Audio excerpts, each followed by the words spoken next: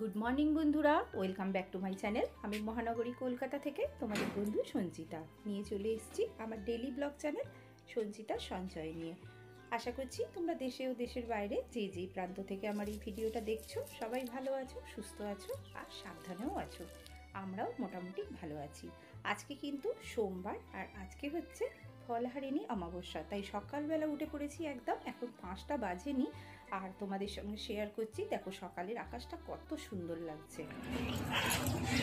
সকালবেলা থেকে ভিডিওটা শুরু করতে পারিনি, এখন থেকে করছি। সকালবেলা ভীষণ তাড়াহুড়ো ছিল। তো চলো আজ কোথায় যাচ্ছি।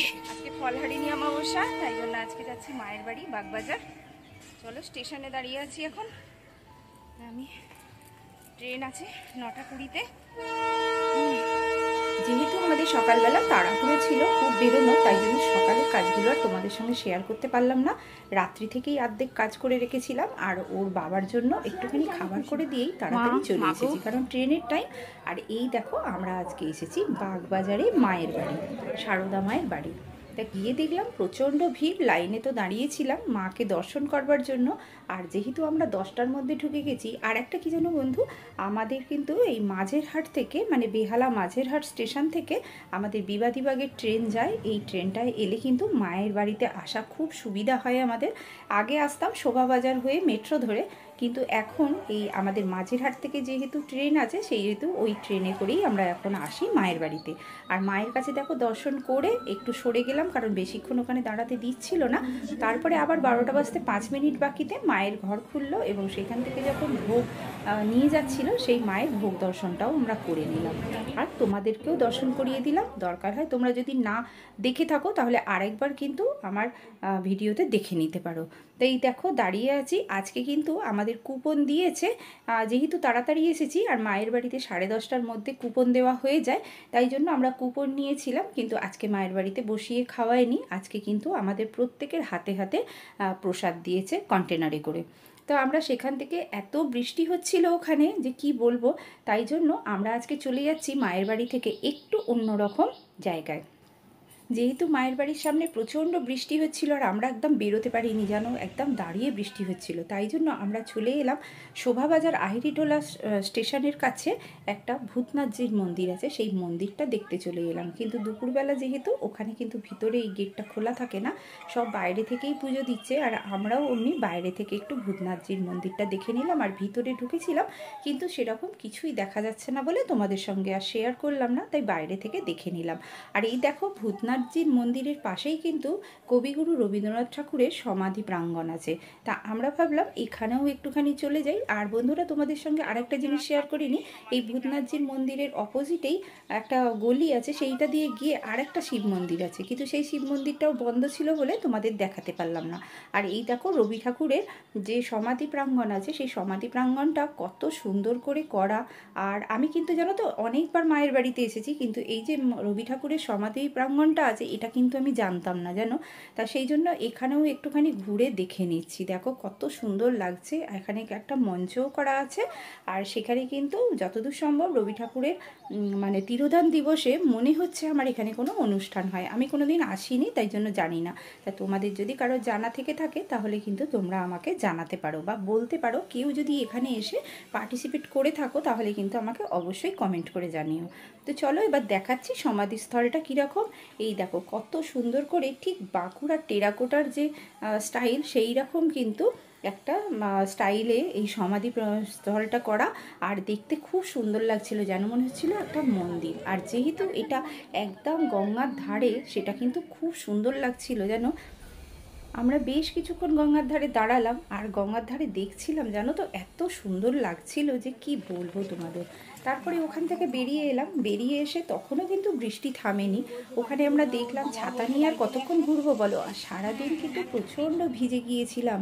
তারপরে আমরা ঠিক করলাম যে ওই আহিরিটোলা যে ভূতনাথজির মন্দিরের পাশেই কিন্তু একটা জেটি ঘাট আছে, সেখান থেকে আমরা ওপারে চলে যাব। ওপারে আর একটা মন্দির আছে, সেইটা দেখতে যাব। তা দেখো আমরা কিন্তু সেই জেটি ঘাটে এসে আমরা কিন্তু উঠে পড়েছি লঞ্চে। আর আমাদের কিন্তু এই লঞ্চটা ছেড়ে দিয়েছে। আর দেখো পুরো গঙ্গাতে একদম ভরা জোয়ার, আর এত সুন্দর লাগছিল। একদম ঢেউ নেই, কিন্তু একদম পুরো তোমার জোয়ার ভর্তি। আর দেখো তোমাদের দেখাচ্ছি, সেই ওপারে একটা মন্দির দেখা যাচ্ছে, শিবের মন্দির দেখা যাচ্ছে। আর এই গঙ্গার পাড় থেকে কিন্তু হাওড়া ব্রিজটাও খুব সুন্দর লাগছিল। আর দেখো আকাশে কত মেঘ হয়ে আছে, আর এই মেঘের মধ্যেই কিন্তু আমরা ঘুরতে শুরু করলাম, কারণ এসেছি যখন তখন সবটাই দেখে যাব। আর এখন দেখো আমরা কিন্তু কাছাকাছি চলে এসেছি। এইটা হচ্ছে হাওড়া শালকিয়া এই পাড়টা। আমরা শোভাবাজার থেকে উঠেছিলাম, শোভাবাজার আহিরিটোলা জেটিঘাট থেকে উঠেছিলাম, কিন্তু এইটা আমরা এপারে চলে এলাম হাওড়া শালকিয়া। এটা কিন্তু হাওড়া শালকিয়াতে অবস্থিত একখানা শিব মন্দির, খুব সুন্দর করে করেছে। আর আমাদের দেখার কিন্তু অনেক আছে, অনেক কিছু আছে। তো চলো, আমরা কিন্তু এসে গেছি এবার জেটিঘাটে নামলাম। এবার রাস্তা দিয়ে যেতে যেতে দেখছি যে এই যে জগন্নাথের মন্দির, জগন্নাথ, বলরাম আর সুভদ্রা, আর সামনে কিন্তু প্রচুর ফুল বসেছে। যেহেতু আজকে ফলহারিণী অমাবস্যা, এই জন্য সব মন্দিরে কিন্তু পুজো হচ্ছে। আর দেখলাম রাস্তার ধারে একটা মা কালীর মন্দির, সেখানেও সবাই পুজো দিতে এসেছে। আর এই দেখো দেখো আমরা এসে গেছি শেঠ বংশীধর জালান স্মৃতি মন্দিরে। এই মন্দিরটাই কিন্তু তোমাদেরকে আমি গঙ্গার ওপর থেকে দেখাচ্ছিলাম, যে তোমার ওই শিব মন্দিরটা। দেখো আমরা এসে গেছি, আর এত বৃষ্টি হচ্ছিল যে চারিদিক জলে ভর্তি হয়ে আছে। আমরা তো পুরো ভিজে গিয়েছিলাম, গায়ে যে কতবার জামা শুকনো হয়ে গেছে তার ঠিক নেই, কারণ ছাতা মানছিলই না, সেই জন্য ভিজেও যাচ্ছিলাম। আর এই দেখো এখানে একটা কিন্তু গায়ত্রী মন্দির আছে। আর শিব মন্দিরটা চলো তোমাদের দেখাচ্ছি। এখানে কিন্তু শিব মন্দিরটাও খুব সুন্দর দেখতে। আর এই যে এখানে পরিবেশটা কিন্তু খুব সুন্দর, আর যেহেতু বৃষ্টি হয়ে গেছে না, ভীষণ সুন্দর লাগছিল এই পরিবেশটা। আর এই যে শিব মন্দিরটা দুপুরবেলা আমরা যখন এসেছিলাম তখন কিন্তু বন্ধ ছিল, আর যখন আমরা ফিরলাম সবটা দেখে তখন দেখলাম কিন্তু মন্দিরটা খুলে গেছে। তা তোমাদের আমি দেখাচ্ছি, দরজাটা বন্ধই আছে, তার ভিতর থেকে আমি অবশ্যই যদি দেখানো যায় তোমাদের দেখাবো। তো চলো দেখাচ্ছি। এই যে শিব মন্দিরটা, এই শিব মন্দিরটার কিন্তু সবথেকে বড় মন্দির এখানে।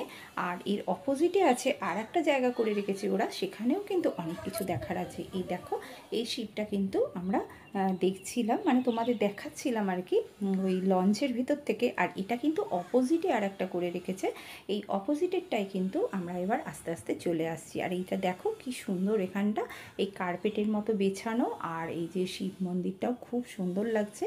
তো চলো এবার মন্দিরের ভিতরটায় তোমাদের নিয়ে যাই, দেখাই কে বসে আছে এখানে।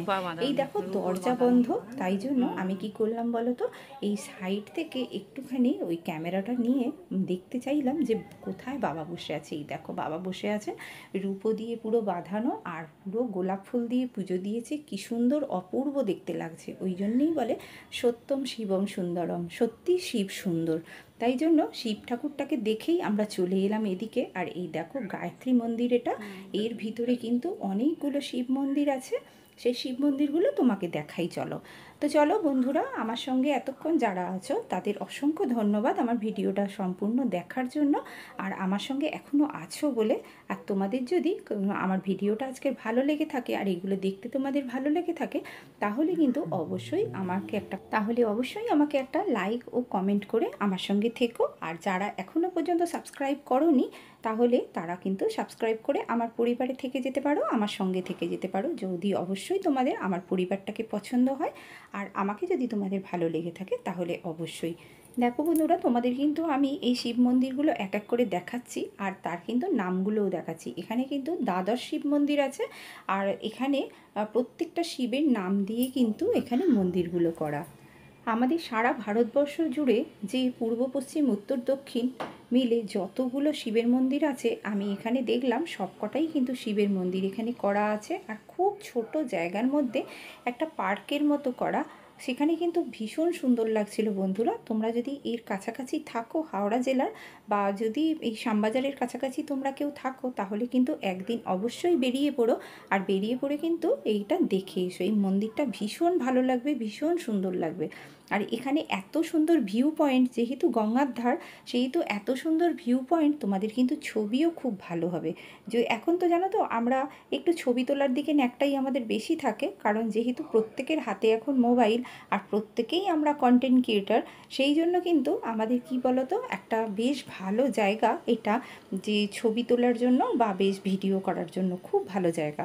আর তোমরা যদি এখানে আসতে চাও, তাহলে কিন্তু আমি যেভাবে এসেছি তোমাদেরকে বলে দিলাম, তাহলে তোমরা কিন্তু চলে আসতে পারো। তা দেখো আমরা কিন্তু এক এক করে দেখে নিয়ে আমি এবার এদিক থেকে বেরিয়ে যাচ্ছি। আর বন্ধুরা জানো, এত বৃষ্টি পড়ছিল যে ছাতাও মানছিল না। আর আমার তো পুরো ভিজে গেছি, মাথা টাথা পুরো ভিজে গিয়েছিল একদম। তা পুরো ভিজে গিয়ে কি হয়েছে বলো তো, মানে সেই গলা টলা একদম বসে গিয়েছিল জানো তো, এত ঠান্ডা লেগে গিয়েছিল যে কি বলবো। তো এই যে আমরা মন্দির থেকে বেরিয়ে যাচ্ছি, আর বেরিয়ে যাওয়ার পর এইবারে আমরা বাইরে যে গায়ত্রী মাটা ছিল সেই গায়ত্রী মাটাকে যাবার সময় প্রণাম করা হয়নি বলে আরেকবার আমি প্রণাম সেরে নিলাম মায়ের কাছে। আর এই দেখো চলে যাচ্ছি। এই বাইরের দিকেও কিন্তু অনেকগুলো মন্দির আছে জানো। আমি আগে প্রথমেই কেভের ভেতর দিয়ে ঢুকে গিয়েছিলাম, ভিতরে শিব মন্দিরগুলো দেখে এলাম। আর এই বাইরে কিন্তু অনেকগুলো মন্দির আছে, যেটাই আছে চণ্ডী মন্দির, রাধা গোবিন্দ মন্দির, সীতা মার মন্দির, তারপরে তোমার সবকটা মন্দির এক এক করে কিন্তু ঘুরে ঘুরে দেখে নিলাম। সবকটা অবশ্য নাম আমি জানি না, যেগুলো মানে ছিল সেইগুলো পড়েছি আর কি। আর এই মন্দিরগুলোতে খুব ভালো লাগছিল জানো তো, যেহেতু এটা মারোয়াড়িদের করা যতদূর সম্ভব, সেই জন্যেই এই মন্দিরটায় আমরা ঘুরে নিলাম। আর একটুখানি প্রসাদও দিয়ে দিল ঠাকুরে, সেটা খেয়ে নিলাম। আর প্রণামী দিয়ে আমরা চলে গেলাম আর একটা মন্দিরে, যেখানে অন্য ঠাকুরগুলো আছে, সব বজরংবলী আছে, তারপরে রাম লক্ষ্মণ সীতা আছে, এইগুলোকেও আমরা এক এক করে দেখে নিলাম। আর আমার মেয়ে তো ঘন্টা বাজাবে বলে অনেকক্ষণ থেকে চান্স নিচ্ছিল, বললো মা একটু ঘন্টা বাজিয়ে দিই। আর আমিও অমনি একটুখানি ঘন্টা বাজিয়ে দিলাম, দিয়ে কিন্তু আমরা এবারে বেরিয়ে চলে আসব। কারণ কি বলো তো, এবার বাড়িতে আসতে হবে, আর এত অন্ধকার হয়ে আছে। আর জানো বন্ধুরা, এই গঙ্গার পাড়ে এসেছি অথচ এই দিকটায় আসবো না তা নয়, এখানেও কিন্তু গঙ্গার পাড়টা বেশ সুন্দর করে বাঁধানো জানো। আর আমি না খুব সাবধানে পা টিপে টিপে যাচ্ছিলাম, কেন বলো তো, এখানে না এই যে মার্বেল টাইলস দিয়ে এইটা কিন্তু এই ফ্লোরটা করা, আর তার উপরে বৃষ্টির জল পড়েছে, এত স্লিপ খাচ্ছিল যে তোমাদের কি বলবো। আর এই ভিতরে তো জুতো পরে ঢুকতে দেয়নি, যেহেতু মন্দির এটা, সেই তো আমরা সব জুতো বাইরে খুলে রেখে এসে আর এখানটা এসেছিলাম। আর চারিদিকে দেখো, যেহেতু টাইলস বসানো, সেই জন্য কিন্তু প্রচুর স্লিপ খাচ্ছিল পায়ে। তা আমি তো খুব সাবধানে সাবধানে যাচ্ছিলাম, বাবা একটা জায়গায় বেড়াতে গেছি, সেখানে গিয়ে যদি পড়ে যাই। আর জানো, আমি তো বুঝতেই পারিনি যে আজকে বৃষ্টি হবে, তাই জন্য আমি মানে ড্রেসটাও চুজ করেছি অন্য, যে আমি সাদা রঙের ড্রেস পরে এসেছি। যাই হোক, কিছু অসুবিধা হয়নি তার জন্য। আর আমার দেখো সাদা জামাটা পুরো ভিজে, গায়েতেই যে কতবার শুকনো হয়ে গেছে তার ঠিক নেই।